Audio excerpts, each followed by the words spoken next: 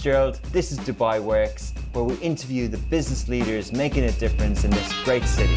That business with scalability was very interesting to me. I like building something that has legacy.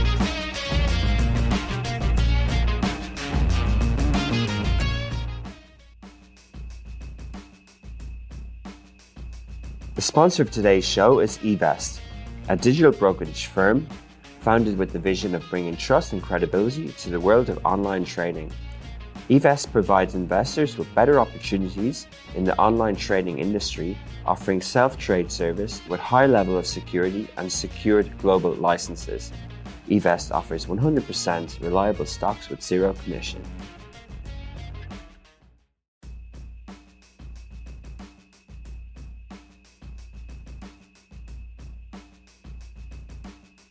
So when we started Dubai Works Business Podcast 4 years ago, the idea was to show Dubai as a business capital by interviewing the various people operating and starting their businesses here. This entrepreneur, the person we speak to today, is one of those people who Dubai is extremely attractive to. He's built departments and teams and businesses in other markets, works for a global company and just wanted to be based here. So it's a super interesting conversation. We talk about technologies, operations and market entry. And coincidentally, this week I had the pleasure to attend the Podfest organised by Dubai Press Office, which was a collection of all the different podcasters at the ecosystem. So not just the creators, the hosting companies like Podio, the production companies like Almaya Media, Finya Media, which is now South, Kerning Cultures, Rising Giants Network, and some of the top creators as well from Saudi and elsewhere. And it was a real collection of top talent. So thank you very much to Dubai Press Office for organising that and for having healthy discussions around the industry. And it's really out of that sort of collaboration with the press office and with the media office that this podcast started. So I wanted to thank them for their support at the start and enjoy the conversation.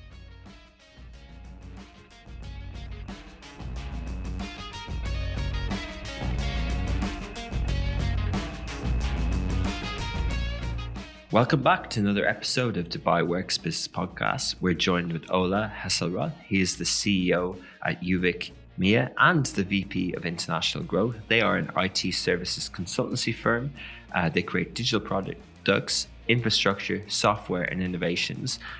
So we've had similar companies on this before, so it's a good thread. We'll be hearing about the story of Euvic, how it started, how it entered this region and in the market. We'll be talking about the actual industry here as well and Euvic's plan for the future. Good morning, or good afternoon, Ola. Thank you for inviting me here. It's always hard to say good morning or afternoon when you're doing a recorded show, but for anyone listening on the podcast, we're here with Ola. Welcome to the studio. Thanks. And Ola, where are you from originally? Sweden, south of Sweden. I lived in Stockholm for like 20 years and then in Poland for 5 and moved here for a year ago. A year ago, amazing. And this is a Polish company? Yeah. So you started working with them in Poland? I was actually a customer. I should build up an IT outsourcing department for a Swedish industrial company. And they asked me, hey, you can do whatever you want. Build it up somewhere in the world. So I checked the whole world more or less, India, etc., etc. Ended up in Poland because of that they have one of the world's best education systems when it comes to engineering. And also in the EU, it was a lot of different reasons. So I was a customer. Then after 5 years, I started my own company and needed more resources for my clients. And then a year later, we decided to merge due to that I got too much business. And that was still in Sweden. Wow. And when the Swedish company, the industrial, can you just describe what that was? It was a manufacturing company producing stuff for shops like Carrefour, etc. Okay. And we had factories in big part of the world. So we could have done this IT thing anywhere. Okay. So was manufacturing related to IT as well? No. That was a normal manufacturing. I was this development not C level. I was on the C level for building the IT inside the company. Okay, building IT. And what sort of manufacturing companies are a really interesting industry. Where was the manufacturing done itself?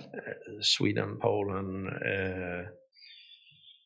UK, in Asia. I think we were in Thailand, if I remember right, and then China. And your clients were global?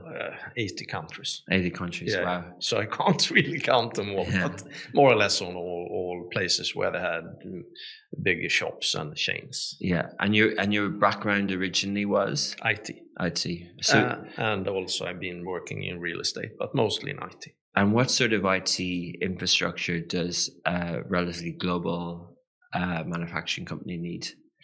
When I come to them, they of course, all these kind of companies have ERP system, enterprise resource planning system, but they needed to be much more modern. And what all companies do is that they automate more and more.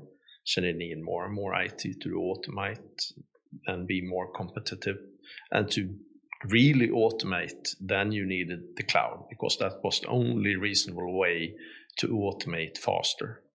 So we merged to our AWS, Amazon Web Services, to use their basic services to scale faster.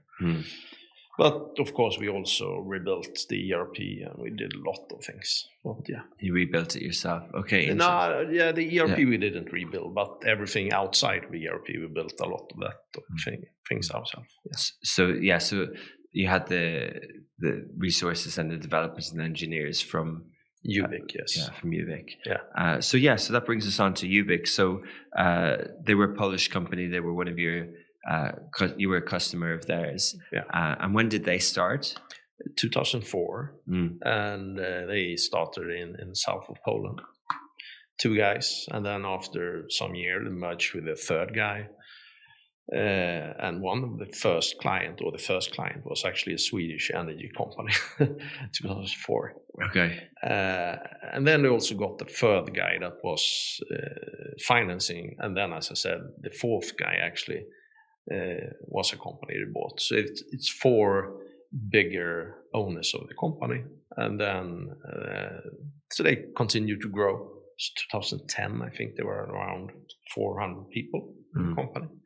Started 4, and then they have been growing a lot during these years. So today it's around 5,000 people in the group. Huge. And it's around 40 companies. Wow. And the markets is, of course, Poland is a big market, but Scandinavia, Germany, UK, and also USA, and now here. And this is a very, one of the most important markets for us to grow in now. Yeah, it's fascinating, isn't it, how these type of companies have, grown with, say, 2 things, right? Like globalization, what was globalization, and digital, and that their services and, their core base of people and resources might be in one market, but their product and their offering and their business can be scalable in many markets. Exactly. I mean, it's pretty easy to scale this business as long as, in our case, you speak English. It's hard for us to deliver in market where we can't communicate. So that's probably the most important, that everybody working for us is more or less speaking English. And what does Euvic provide? Is it resource hours to custom build things, or do you have off-the-shelf products as well? Few off-the-shelf products, even if that exists. Because you can say the company consists on what we deliver inside Poland, which is huge. And that is off-the-shelf products. It's a lot of things that we don't deliver outside. So I may focusing on what we deliver outside, and that's a lot of the things we do is projects, and it's also outsourcing of IT development. Yeah.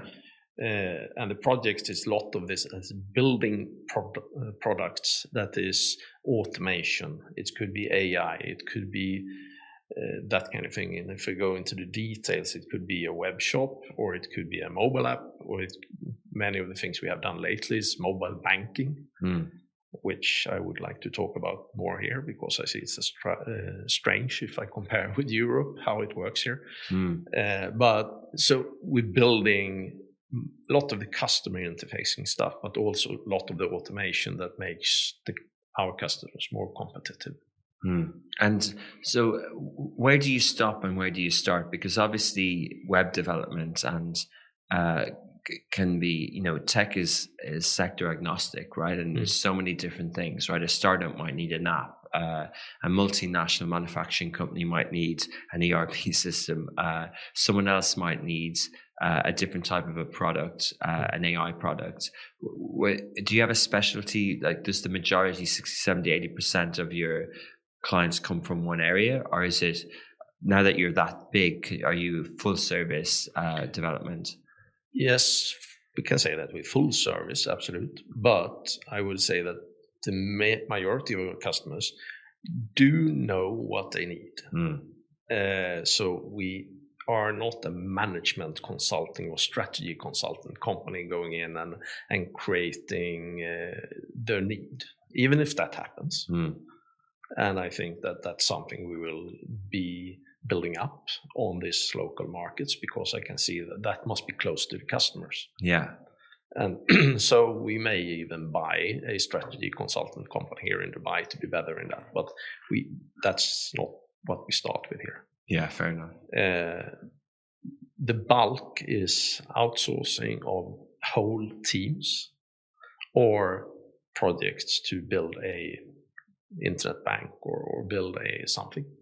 That's the bulk. Then we do other things. We even have maintenance of a school here in UAE to taking care of the office environment.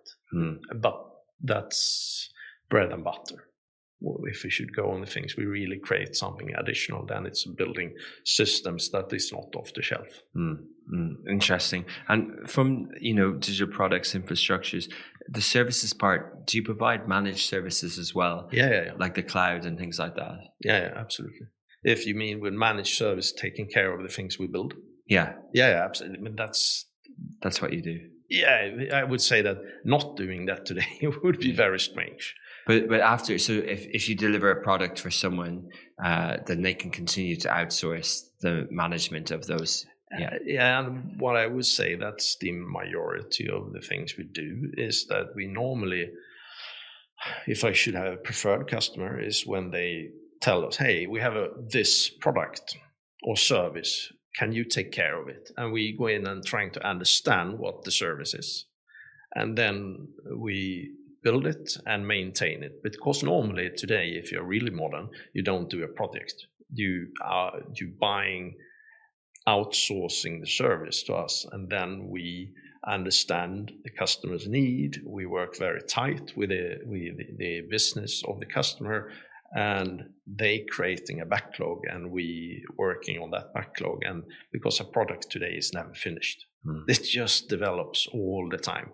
So doing the, I would say, a bit old school way, then you do a project and you have an end line, and then you hand it over to someone and then they take care of it. That's really not how you can do it. You should be competitive today. So. Yeah, exactly. It's interesting. And what was the entry point into this market? Did the Euvic in Poland have a client that was here, or was it more of a strategic business? Ola liked the weather and wanted to move to Dubai.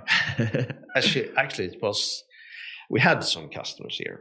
I'm not sure if I have signed with them, so I can tell the name, but some big ones, but small delivery. And then I was a bit, it's a bad weather in Northern Europe during winter. It must be a better place to live. Yeah. And so I started to check, where in the world do you have good weather, interesting people, and I checked everywhere. And where you also can fly to Stockholm or to Poland or to other places in Europe. It was only one place left, Dubai. Where you have business, where you have good weather, so okay, and why not then build up the business in one of the better places in the world? Exactly. So it was my need for have a better place to live with fantastic products, and then this fantastic market. Yeah, and you mentioned your VP of international growth, so it is important to be in a place that is accessible to other markets, not only MEA region, but that you can, you're close to Asia, relatively to Europe. Yeah, that sort of middle place. Yeah, and you have some few places in the world that has that possibility and accessibility. It's here, and then you can of course go to US, and you can go to some. Here, probably Singapore, even if I would say that this market is probably better to stay. It's better to be here in Singapore, if I would. Why would you say that? And what?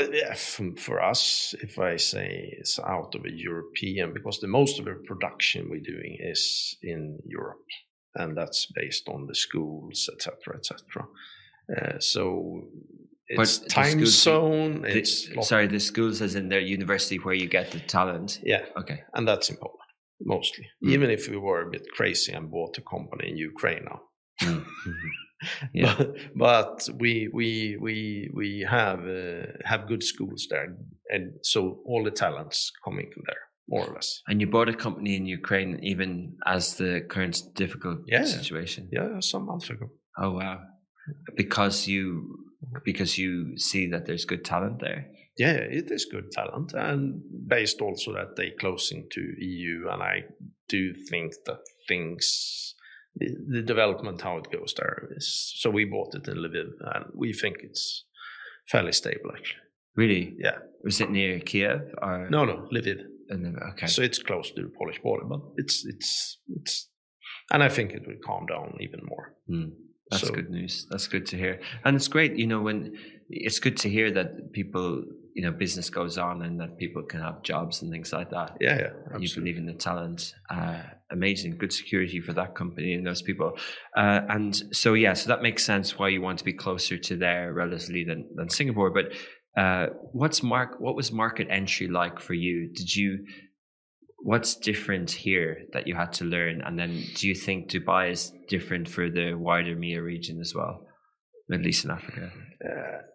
I think in some way the market here is different because you have two type of people here. Those that stay here a long time, and those that stays here short term. I mean, the most people coming here say that they should stay here a year or two. And then some of them move away after 2, 3, 4 years, and some of them seems to stay here long. The problem I have is that when I deal with people here, it has to go faster. Whereas in Europe, I know customers I've got that I talked for 10 years ago, and then suddenly something happens. That's not how it works here. You have to be a bit faster. You have to, hunt in another way, I would say. Why do you think that is? I mean, this is what I know, the country in the whole world that has this setup of very much people from all over the world coming in and out. The transient nature. Yeah, it's transit or expat nature. Yeah. Everywhere else you go, you have to adjust to the local people. Maybe not in US that much, but if you go to UK or Sweden or whatever, the local population is the one you have to adjust to. Here you have to adjust to totally different things. Yeah, lots of different factors at play. Like I often think about that because I came from a marketing services point of view in the UK and Ireland, and even now 10 years later things still need to happen fast. And it's this nature. And I think personally the one explanation I had for it was that in London, you've got a very sophisticated ad market. You've got a city that's built, probably an aging city. So the energy isn't there that everything needs to be built out of the ground, right? The buildings, the new thing. So there's more understanding of expectations around lead time and things like that. Whereas here, you can get to a meeting in 20 minutes, therefore let's meet tomorrow, right? In London, no, we can meet next week. And also there's not that expectation that, if we're going to launch a big event in 3 weeks and we've got nothing, we can still do it because it's Dubai, Exactly. And that creates that sort of frantic energy that people love, or they find it difficult to understand. But you've clearly sort of... No, I mean, it's obvious. I would say that I met more new, interesting people here in like 4 weeks than I did in Poland in 4 years. More or less. I mean, I go out in the elevator, I start to talk to someone, and it's like insane. Where, of course, when you go to a country where you don't speak the language even, it's of course complicate things a bit. But but anywhere in the world you go, you will have the local population. They have been growing up there. They have their friends already. They have so sometimes I feel this is like adults' perspective of how to go to the university and live in a dormitory for a 20-year-old person where everybody comes from a new place and they have to be open. Here you are like a bit older and still you have to be open and you have to be meeting people. So it's very, very different. Exactly. Yeah, there's that social aspect to it as well. Yeah, absolutely. And are you the only person in this market from Euvic? No. We have employed 2 people, and I have more. We have ads out for more people. Where did you set up the business here?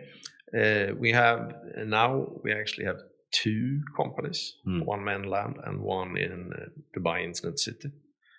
But our office and the main activities in this free zone in Internet City. And what activities did you go for? Is it IT services provider? IT services. Yeah. Software development, IT services. Yeah. Yes. Amazing. And the people here are more on the business development side.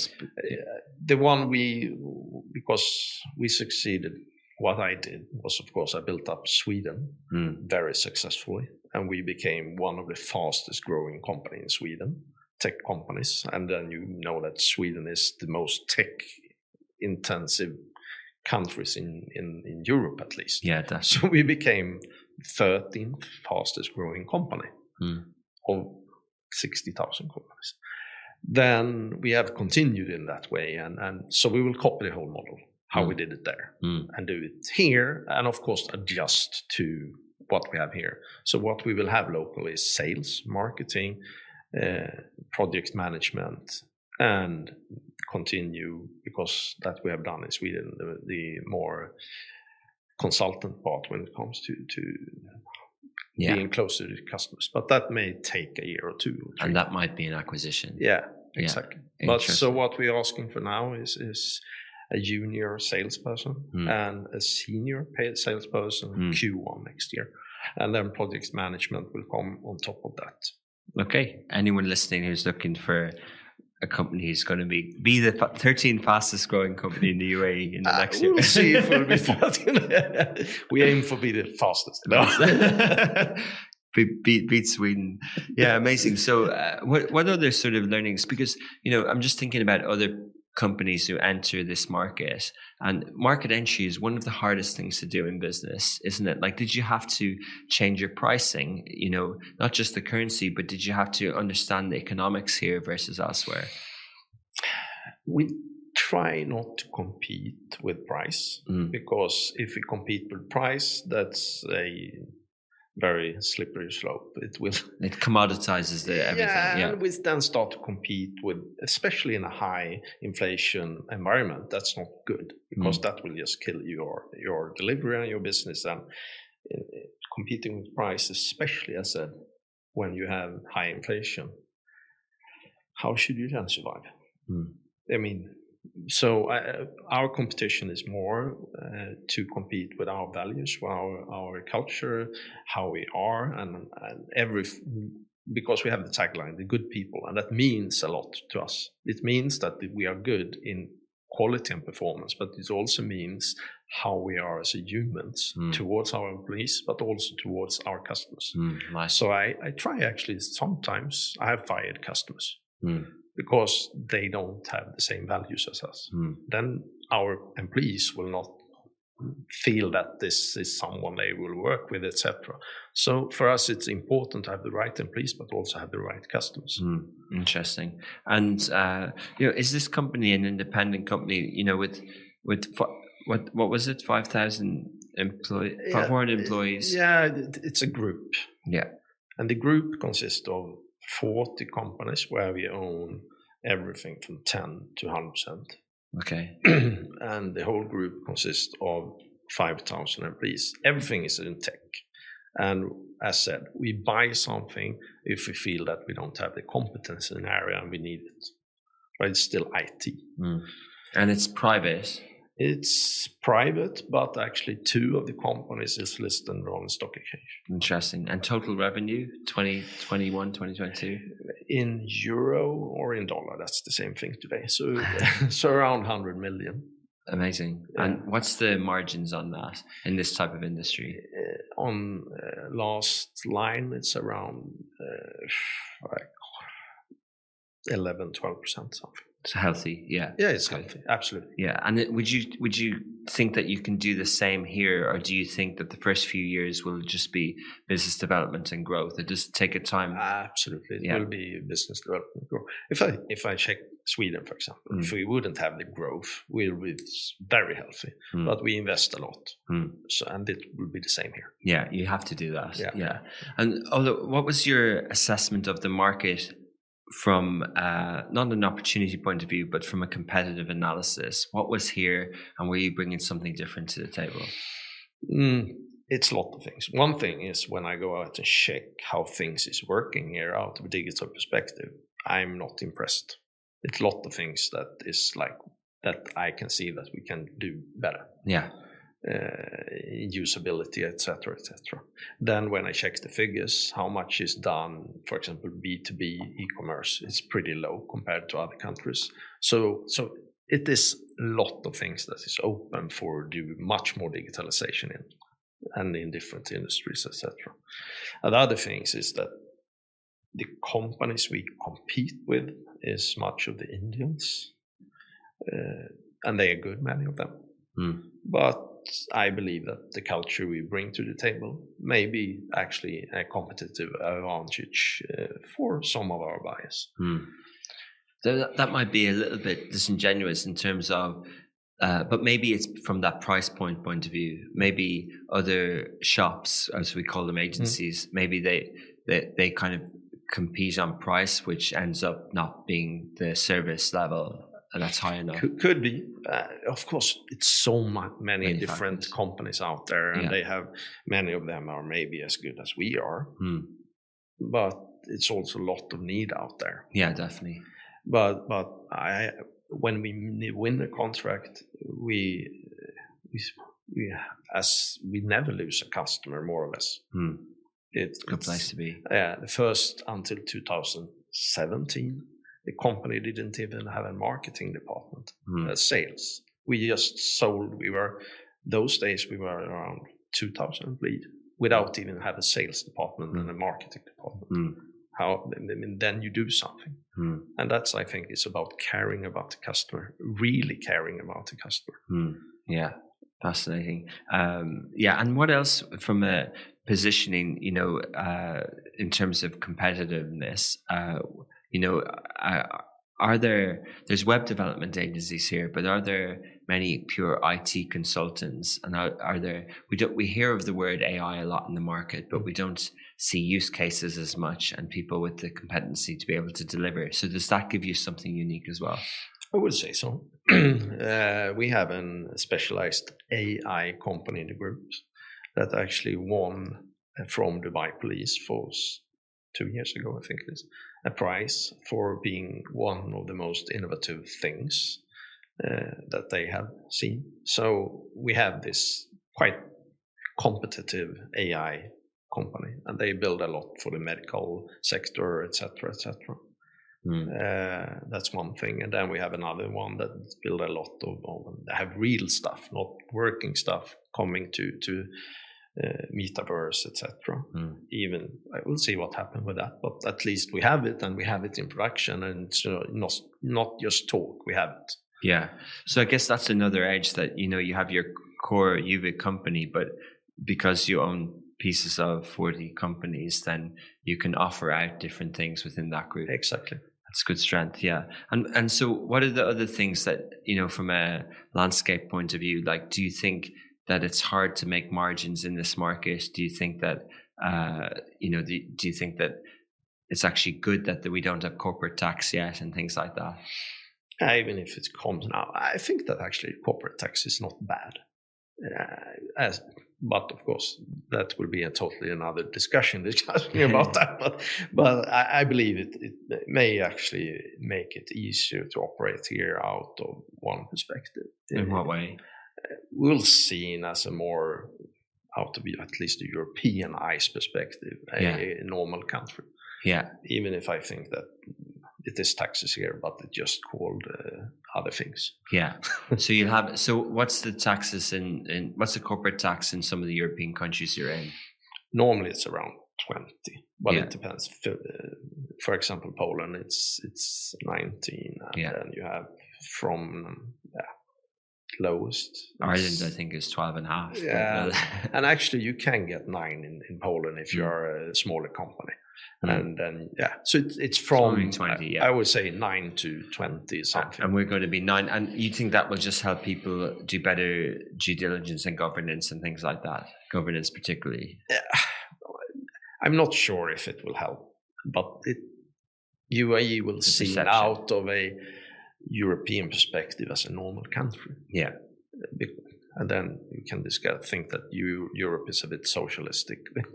But as said, that's a longer discussion. That's another topic, for another day. So that's interesting. So basically, you are optimistic about this market. And then what about the region as a whole? Would you have other clients across MEA? And absolutely. Yeah. We already have discussion with some African companies for building apps for them.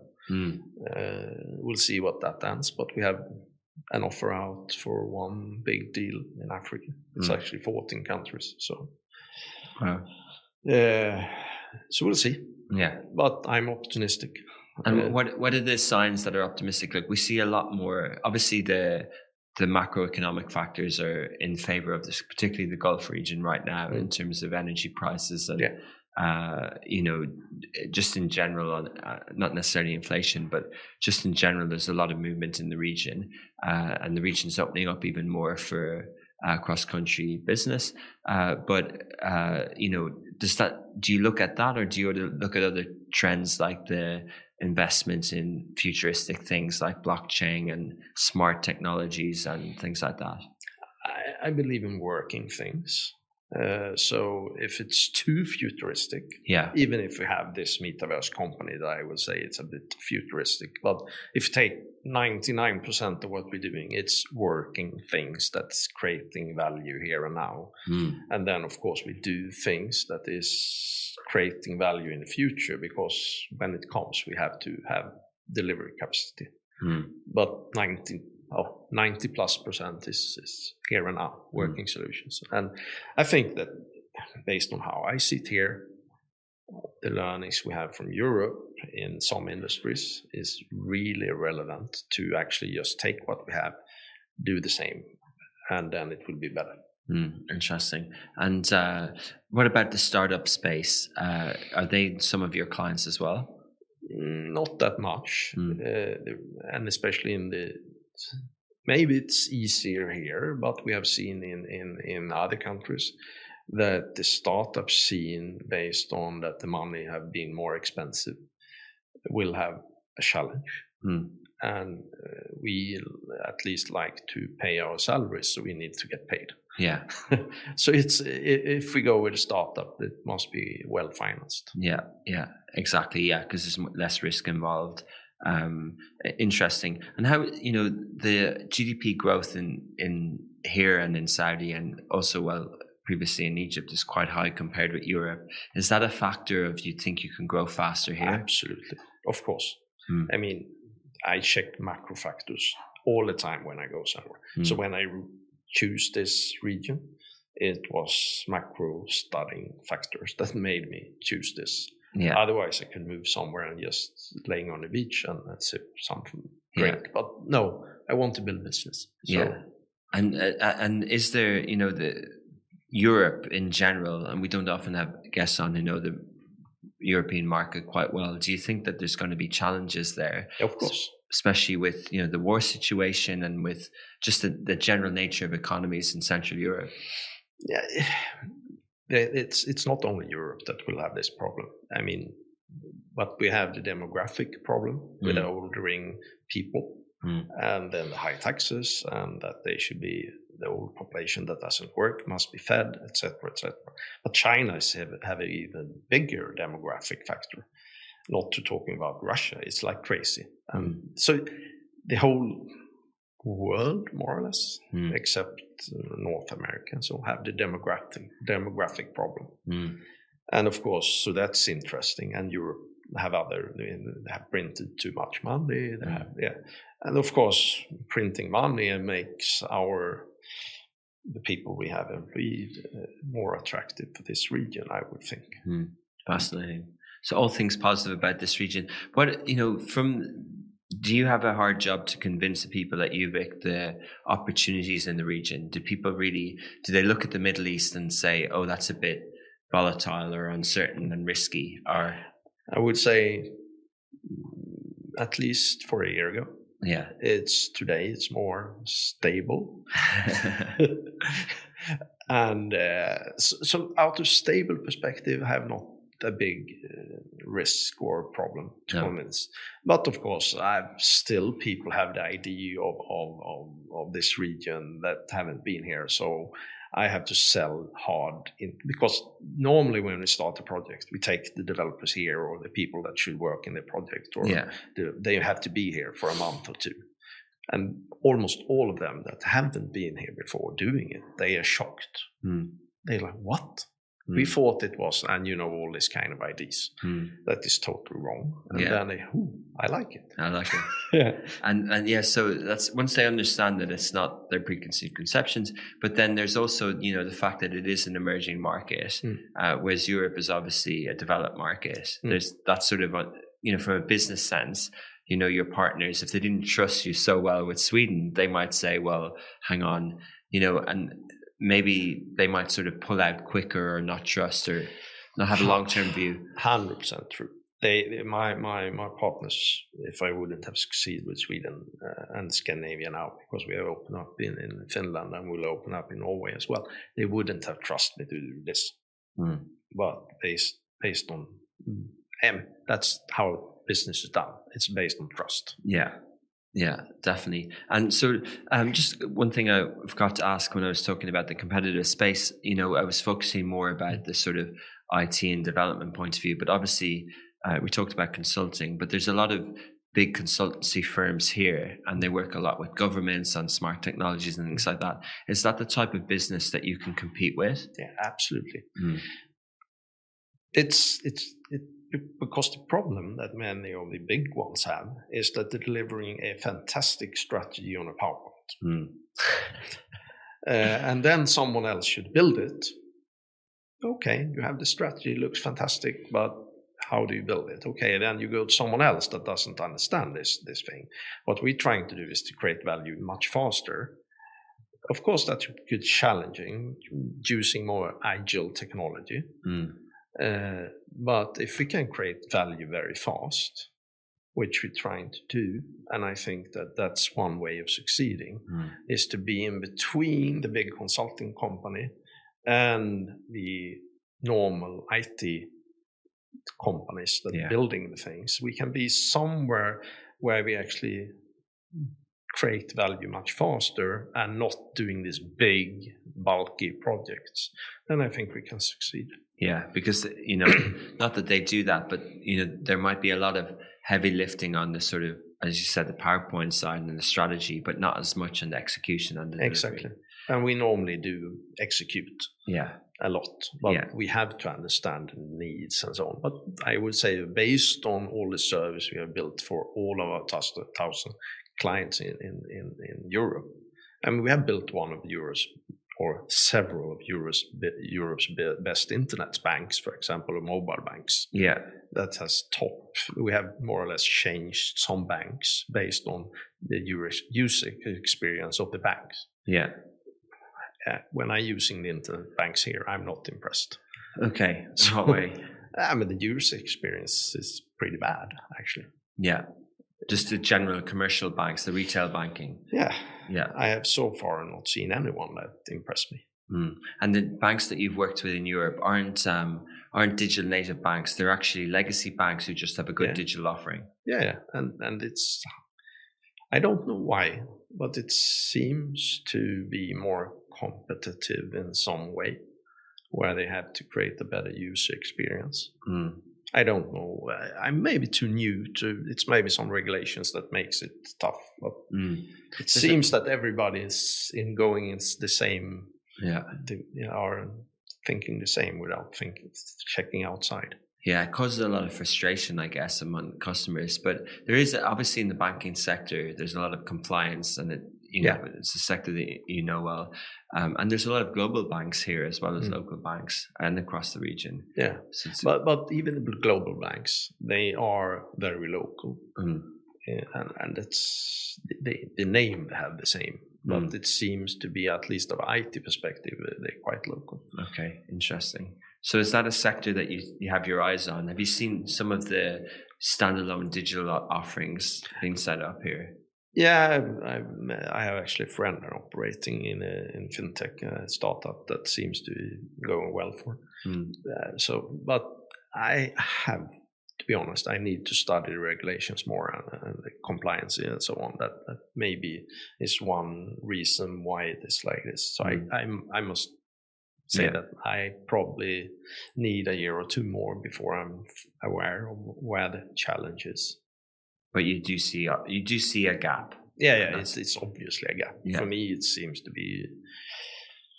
Yeah. I mean, I was, one of the jobs I had was that I was CTO for one of the banks in Sweden. So I know that sector pretty well. Yeah. And it's obvious that something is lacking here. Yeah. Well, CTO, so you know a lot of the languages around things like that. What are the trends in sort of software development now that people are looking at? Is it just so vast? It's so big, digitalization. I mean, you have all the Web3, the metaverse. You have a lot of around that. But if we go back to the big trend when it comes to digitalization, it's about creating value, and value you create by more more automation, better machine learning, things that could do the automation better and think for you. So you can easily get more the customer experience become better, or that you don't even have to do anything. For example, the whole society, if you go to, for example, Sweden, and I would say that you have some other countries is really good in this experience. You don't even have to think of it. Things that here could take 3 days to do, because you have to go to that and you have to go around and you have to. That doesn't even exist. Things just happen without you thinking. I mean, take the thing of just getting a loan. And you should know how much do you earn and what do you own, etc. The bank, you go into bank and you don't even go into bank. You go to internet bank and I need a loan, and everything is there. Everything is connected, 100% connected. They're building it here, but still you need, and everything is not connected. And everything, why should you have a loan? It's not a person. It's a machine learning script that know if you are a good person that can take this loan or not. So it's totally different things. Yeah, fascinating. But so what are the other barriers of digital transformation? Like, is it as simple as there isn't 5G in Egypt, therefore things are going to be slower there? Like, what are the barriers? Why are some countries behind others in digital transformation? The real shift when it came to digital transformation and all this automation was the big cloud providers, Amazon, later on Azure and Google. If you use the technology, the things that for 10, 15 years ago costed you maybe $100 million to build, it was only the biggest companies that could do that. But today, if you use what they have in the toolbox and you add up your machine learning script or something, you can build it for nothing. It's just your imagination that sets the borders for what you can do and not do, or your internal politics or something like that. But you will not succeed if you do not use the inbuilt functions that you have in these big cloud providers. That's one thing. They are the enablers for you to do the real the things that you can't imagine. Otherwise, it will be crazy expensive. That's good CTO advice. It's giving me ideas. It's a pleasure talking to you, Ola, today. So if people wanted to sort of check you out, I know you said you don't necessarily do marketing, but there is kind of sales and marketing team there. Do people just check out the website and send you a brief? Yeah. I mean, we didn't do marketing until 2017. Now we do a lot of marketing. Do a lot of marketing. Yeah, absolutely. Check the web page. We have the UAE webpage, Euvic. Yeah, cool. So good. It'd be good to chat again in a year's down the line to see how that story has gone. But at least you're here, you're in market, and bringing in fresh perspective. That's what I like to see. Amazing. Thanks for chatting to us today. Thank you. Thank you.